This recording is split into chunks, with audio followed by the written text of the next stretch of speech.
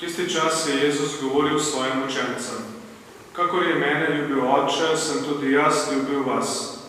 Ostanite v moji ljubezni. Če boste izpolnjevali moje zapovedi, boste ostali v moji ljubezni, kakor sem jaz izpolnil zapovedi svojega očeta in ostal v njegovi ljubezni. To sem vam rekel, da bo moje veselje v vas in da se vaše veselje dopolni. To je moja zapoved, da se ljubite med seboj, kakor sem vas ljubil jaz. Nihče nima večje ljubezni, kakor je ta, da kdo svoje življenje da za svoje prijatelje. Vi ste moji prijatelji, če izpolnjujete, kar vam jaz zapovedujem. Ne imenujem vas več služabnike, kajti služabnik ne ve, kaj dela njegov gospod. Vas pa sem imenoval prijatelje, ker sem vam razodel vse, kar sem slišal od svojega očeta. Niste vi mene izbrali, ampak sem jaz vas izbral in postavil, da pojdete in obrodite sad in da vas sad ostane.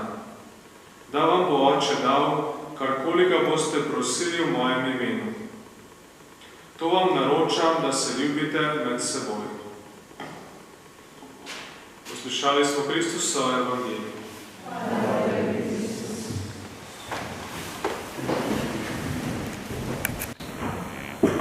Danes je bil praznik apostola Matija, pa ne vem, če poznate tole knjižico, to je leto svetnikov in mogoče imaš kakšno od vas navado, da bi vsak dan goduje vsaj en svetnik in je tudi napisan kratko o njegovem življenju in nas lepo ta njegov duh spremlja skozi celoten dan. Zato tudi danes bom prebral to, kar je napisano za današnji dan v knjigi svetnikov. Matija apostol. Izvorno ljudstvo stare zaveze je sestavljalo 12 Izraelovih rodov. Božje ljudstvo nove zaveze pa simbolično predstavlja 12 apostolov, ki jih je Jezus izbral iz vrst svojih učencev za svoje najožje sodelavce in nadaljevalce svojega poslanstva.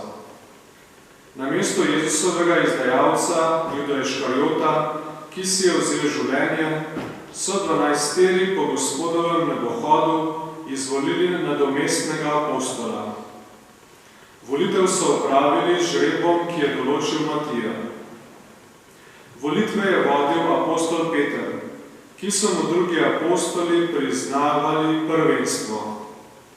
V svojem nagovoru pred volitvami je navedel dva pogoja, ki ju mora izpolnjevati bodoči 12. apostol. Da je bil med Jezusovimi učenci od začetka njegovega javnega delovanja, ter da je videl stalega Gospoda. Naloga apostolov je namreč oznanjati Jezusov nauk in pričevati o njegovem stajenju. Matija je bil najbrž med tistimi 72, ki jih je Jezus poslal pred seboj po 2 in 2, vsako mesto in kraj, kamor je hotel sam priti, kot piše evangelist Luka, in jim je pred odhodom dal podobne navodila kot apostolom. Poleg Matije je bil kandidat za nadomestnega apostola še Jožef Barsaba z imenom Pravični, a po žrebu je Bog izbral Matija in ga dal cerkvi za apostola. Tako se je uresničil pomen njegovega imena, ki ga slovenimo z Bogdan, čeprav bi bilo pravilnejše reči Božji dar. Torej prevod besede Matija, ki je verjetno v grščini, je Božji dar oziroma Bogdan. Sveto pismo o apostolu Matiju ne pove nič drugega kakor to, kar je zapisano o njegovi izvolitvi. O njegovem delovanju govori apokrifni spis dejanja Andreja in Matija v mestu ljudožercev iz 2. stoletja, ki so si ga izmislili krivoverski gnostiki, ki so Matiju potaknili tudi evangelij po Matiju. Torej obstajajo še kakšni, imamo školiko evangelijev poznamo, 4, ampak obstaja tudi kakšni evangeliji, ki so jih napisali neke osebe, ampak niso bili sprejeti strani cerkve in to te mogoče tudi kdaj slišali, da to obstaja. Ampak ne se zmesti, teh evangelijev je kar nekaj, med drugimi tudi evangelij po Matiju.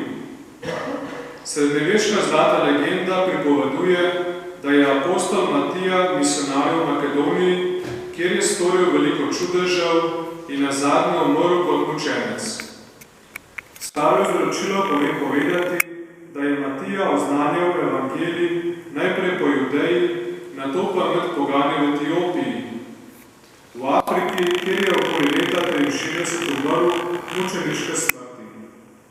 Najprej so ga pobili s kamenjem, potem pa sekiro obglavili, zato ga najpogosteje upodabljajo sekiro. Za svojega zavetnika so si ga izbrali tisti obrtniki, ki pri svojem delu uporabljajo ostra orodja. Mesari, tesari, krojači, pa tudi drugi. Stavbeniki, kovači ter celo slaščičari. Slednje je treba povezati s pregovorom: Svet Matija let razbija, če ga ni, ga naredi, ki je v take ali podobni obliki znan po vsej Evropi. Ta pregovor hoče povedati, da ima ta svetnik oblast odločati, ali bo zime konec, ali se bo začela znova. Njegov praznik se obhaja 24. februarja, pri nas pa ga zaradi prastare navade, oziroma drugod se je preselil na 15. februarja, pri nas pa ga obhajamo 24. februarja, tako danes že dolga tradicija. Torej, Matija let razbija in zagotovo, kot smo slišali v današnjem evangeliju, je ljubezen učencev tista, ki je tudi tali let, ki se dogaja okrog nas, z raznimi zamerami, pa sovraštvom, se obdamo z ledom in je ljubezen tista, ki lahko to sovraštvo prekine oziroma ga stopi. Pa prosimo tudi sedaj v prošnjah, da bi bili v tem smislu zvesti Jezusovi učenci.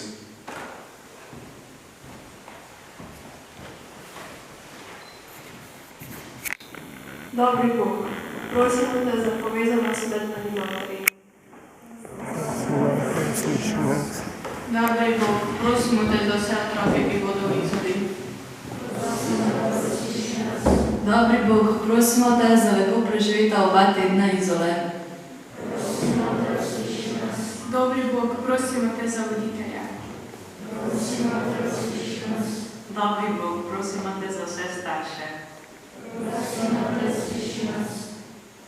Vse te naše prošnje in tudi tiste, ki jih nosimo skrite v svojem srcu, sprejmi po Kristusu, našem Gospodu.